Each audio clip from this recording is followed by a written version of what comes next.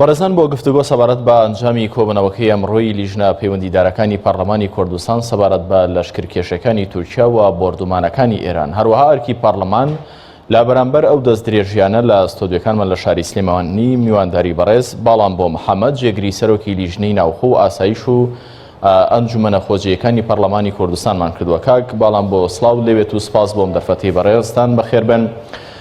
وردەکاری و ئەنجامی کۆبوونەوەی ئەمڕۆی لیژنەکانی ناوخۆ و پێشمەرگە و لیژنە پەیوەندیەکانی پەرلەمانی کوردستان سەبارەت بەم پرسە چی بوو؟ سڵاو بۆ ئێوە، سڵاو بۆ بینەران و بیسەرانی تەلەڤیزیۆنی پێیان بە هیوای تەندروستی باش بۆ هەموو هاوڵاتیان. سپاس. دیارە دوای ئەوەی دوێنێ لە کۆبوونەوەی ژمارە 5 ئاسایی پەرلەمانی کوردستان، سەرۆکایەتی پەرلەمانی کوردستان هەر سێ لیژنەی ناوخۆ و پێشمەرگە و پەیوەندیەکانی ڕاستپارت بۆ بەدواداچوون بۆ ئەو دەست درێژانەی کە لەلایەن دەوڵەتانی دراوسێەوە ئەکرێتە سەر هەرێمی کوردستان. ئەمڕۆ هەر سێ لیژنەی ناوخۆ پێشمەرگە پەیوەندیەکان لە پەرلەمانی کوردستان کۆبوونەوە. دوای گفتوگۆکردن و دانانی پلان بڕیار درا کە سێ لیژنە پێک بهێنرێت بۆ سەردانکردنی ئەو ناوچانەی کە لەلایەن دەوڵەتانی دراوسێەوە دەستدرێژی کراوەتە سەریان. لیژنەیەک بۆ پارێزگای دووهۆک، لیژنەیەک بۆ پارێزگای هەولێر، لیژنەیەکیش بۆ پارێزگای هەڵەبجە و پارێزگای سلێمانی. دیارە ئەم لیژنانە ئەرکیان ئەوەیە کە بە مەیدانی بڕۆنە ئەم جێگانەوە و لەوێ چاویان بە هاوڵاتیان بکەوێت و چاویان بەو جێگانە بکەوێت کە لەلایەن دەوڵەتانی دراوسێەوە دەستدرێژی کراوەتە سەریان و ئامارێک کۆ بکرێتەوە لە زیانە گیانی و مادی و معنەویەکان.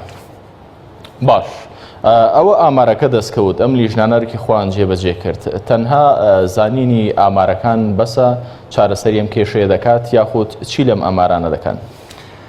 بە دڵنیاییەوە ئێمە گەر باوردی سەیری بارودۆخی ناوچەکە بکەین، ئێمە وەکو هەرێمی کوردستان ئەتوانم بڵێم زۆر دواکەوتوین و هیچ کاتمان نەماوە لەو پلانانەی کە ئەمڕۆ بەرامبەر بە هەرێمی کوردستان بەڕێوەیە.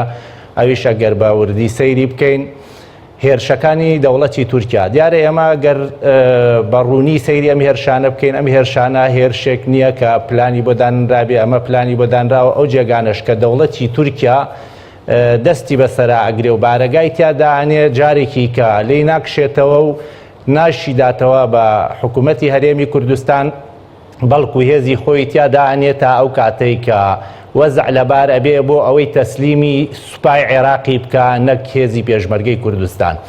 سەردانی وەفدی تورکیا بۆ بەغداد دیارە ئەمە پلان بوو بۆ بەرنامەی ئەم هێرشانەی تورکیا و ئەگەر سیر بکەین ئەمریکاش و عێراقیش بێبەشنین لەوەی کە لەم پلانەی کە ئەیانەوێ زەختێک لەسەر قوارەی هەرێمی کوردستان دروستکەن بۆ ئەوەی هەرێمی کوردستان بگەڕێتەوە ژێر دەستی حکوومەتی مەرکەزی و ئەگەر سەیریش بکەین ئەوەی کە ئەمریکا پاڵپشتێکی باشی کازمیەکە بۆ ئەوەی کە ئەو هێزە میلیشیا شیعانەی کە لە عێراق هەن تەسفێیان بکات و دەسەڵاتێکی گشتی بگەڕێنێتەوە و سەروەری بگەڕێنێتەوە بۆ حکوومەتی عێراقی.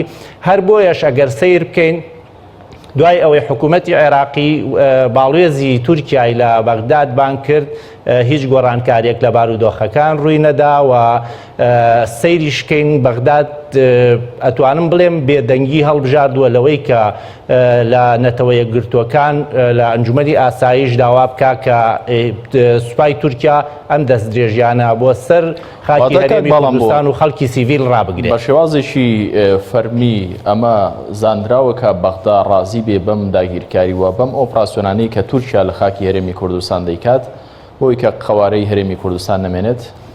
ئەگەر ئێمە واقعبینانە و ڕاستگۆ بین، دیارە ئەوەی کە تورکیا بەرامبەر بە سەروەری خاکی عێراقیەکە بەرامبەر بە سەروەری خاکی هەر وڵاتێکی کە بکرێ، ئەو وڵاتە سەفیری تورکیا بانگەکە و لە وڵاتەکەی خۆی کاتە دەرەوە. آخر عێراق لەم دۆخەدا بەهۆی بێتوانایی خۆی کە جەستەی عێراق زۆر شەکەتە، بەهۆی بێتوانایی خۆیەوە یاخود دەتوانێت پارێزگاری لە سیادەی عێراق بکات بە هەرێمی کوردستانیشەوە بان قەس بێدەنگی هەڵبژاردووە. ئێمە لە بیرمان نەچێ تورکیا، عێراق، ئێران، سووریا هەمیشە لە زدی بەرژەوەندەکانی کورد ئەوان هاوڕا بوون و هاوکاری یەک بوون. ئێمە گەر سیرکەین لە 16 ئۆکتۆبەر بە پاڵپشتی ئێران حکوومەتی عێراقی توانی بێت کەرکووک بگرێتەوە. ئێستش بۆ ئەو وەزع ئابووریەی کە بەسەر عێراق هاتووە تەبعاً بە دڵنیاییەوە تورکیا پاڵپشتی عێراق ئەبێەوە بەدیلی عێراق بۆ تورکیا هەر عێراقا. تورکیا قەت ئامادە نییە کە کیانێک هەبێ بە ناوی کیانی کوردی لەبەرەوەی لە تورکیا کورد هەیە. ئێران بە هەمان شێوە قەت ئامادە نییە کیانێک هەبێ بە ناوی کیانی کوردی لەبەرەوەی لە ئێران کورد هەیە. بۆیە ئەوان پاڵپشتی حکوومەتی عێراق ئەکان و ئەشتوانم بڵێم ئەو جێیشا بۆ هاوکاری عێراقا کە بۆ ئەوەی هێزە کوردیەکان نەتوانن کۆنتترۆلی تەواوی خاکی هەرێمی کوردستان بکەن و وەکو ئەوەی کە خۆیان داوای ئەەکەن داهاتی ناوخۆ بگەڕێتەوە، داهاتی سنوور بگەڕێتەوە و داهاتی نەوت بگەڕێتەوە. ئێمە ئەگەر سیر بکەین عێراق نەوتی هەرێمی کوردستان بە هی خۆی ئەزانێ و داوا ئەکا بگەڕێتەوە ژێر دەسەڵاتی خۆی. باشە ئەگەر وایە ئەی چۆن خاکەکەی خاکی عێراق نییە و لەسەری نایەتە جواب. لەبەر ئەوە ئەمە خۆی ئەگەر بەراوردێکی بخەین دەرخەری ڕاستی ئەوەیە کە عێراق خۆی ڕەزامەندە بەو داوایە. ئێمە ئەگەر سیر بکەین ئیتیفاقێک لە بینی عێراق و تورکیا هەیە لە ساڵی 1970 کە ئەتوانن بۆ ڕاوەدونانی نەیارەکانیان 5 کیلۆمەتر بڕۆنە ناو خاکی یەکترەوە. ئەگەر سیر بکەین دوای کەوتنی ڕژێمی سەدامی گۆڕ بە گۆڕ زۆربەی ئەم ئیتیفاقیانەیە ئەتوانم بڵێم ئەم یاسایانە هەڵوەشێنراونەتەوە لە عێراقا. تەنها ئەوانە نەبێت کە زدی بەرژەوەندی کوردن. باش کاک باڵام بۆ لەم دۆخە ئالۆز و ئالۆزکاوەدا بەغدا دژی هەرێمی کوردستانە تورکیا لەشکرکێشی دەکا، ئێران تۆپ باران دەکا، ینی هەر چواردەوری کورد لەم قەوارەی هەرێمی کوردستاندا هیچی کوردی بەدڵ نییە، هەمووی دەی بغزێنێت. لەناو خۆدا هەرێمی کوردستان دەتوانێت چی بکە؟ حکوومەت و پەرلەمانی کوردستان هیچی پێدەکرێت یاخود تەنها ئاسمانمان بەدەستەوەی و تەنها داوە لە خوا بکەین؟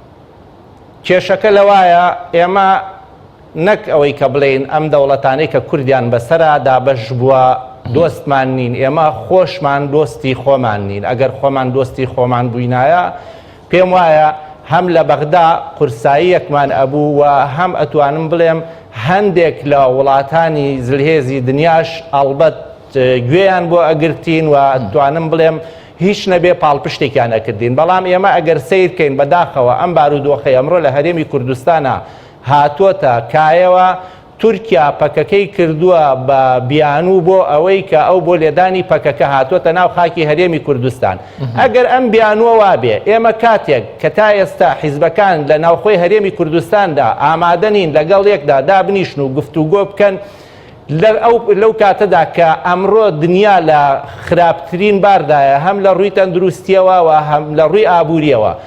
ئێستا وەکو ئەڵێم ئەم شەو ئەم حیزبانەی کوردستان دەست بە دانوستان بکەن و هەوڵ بدەن ڕێگە چارە بدۆزنەوە بۆ ئەوەی کە بتوانن لەگەڵ عێراق یان نوێنەرەکانمان لە عێراق هەوڵی ئەوە بدەن کە لە ڕێگەی حکوومەتی عێراقەوە، چونکە ئێمە وەکو هەرێمی کوردستان ناتوانین داوا لە نەتەوە یەکگرتوەکانیان لە ئەنجومەنی ئاسایش بکەین بۆ ئەوەی زەخت لە تورکیا بکەن، بەڵام عێراق دەوڵەتەوە ئەتوانێت ئەمە بکە. بۆیە لە ئەمڕۆدا پێویستە حیزبە کوردستانیەکان هەرچی زووترە لەسەر مێزی گفتوگۆدا بنیشن. ئەمە دۆخێکی زۆر زۆر خەتەرە بۆ هەرێمی کوردستان و هەرێمی کوردستان ناچار ئەکەن کە بچێتەوە ژێرباڵی بەغداد و لە ئەنجامی دانەنیشتنی حیزبە کوردستانیەکان ئەم حیزبانە سەری خۆشیانە خۆن و خەباتی چەندەها ساڵی میلەتی کوردی شەدەن بەهاوە.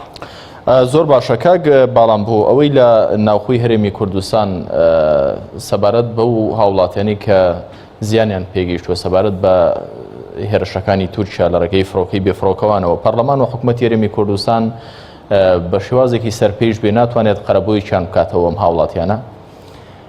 بەداخەوە من ئەوەی کە ئەیڵێم ئێمە ئەگەر سیرکەین لە ڕابردووە لە شۆڕشە یەک لە دوای یەکەکانی کورد هەتاوەکوونێ ئەگاتە ئێستا ئێمە ڕووبارێک خوێنمان داوە و ئەگەر سیرکەین خەڵکانێکی زۆر ماندوو، خەڵکانێکی زۆر زیندانی سیاسی، خەڵکانێکی زۆر دەربەدەر کراون کە ئەمانە هەر یەکێک و بە پێی بەرکەوتەی خۆی لەو زیانەی بەری کەوتووە شایستەی ئەوەیە کە من حەیەک یا موچەیەکی پێ بدرێ.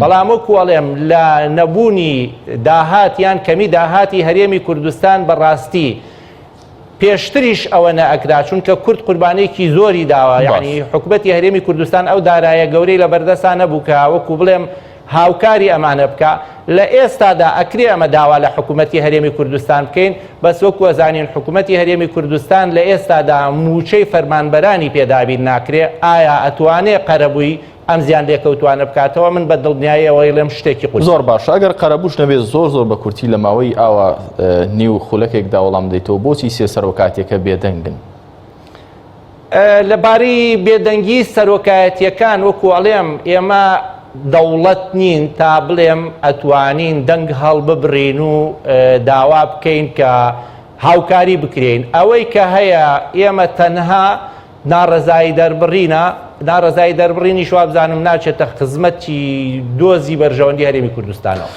بەڕێز باڵام بۆ محەممەد جێگیری سەرۆکی لیژنەی ناوخۆ ئاسایش و ئەنجومەنە خۆجەیەکانی پەرلەمانی کوردستان سوپاس بۆم دەرفەتە.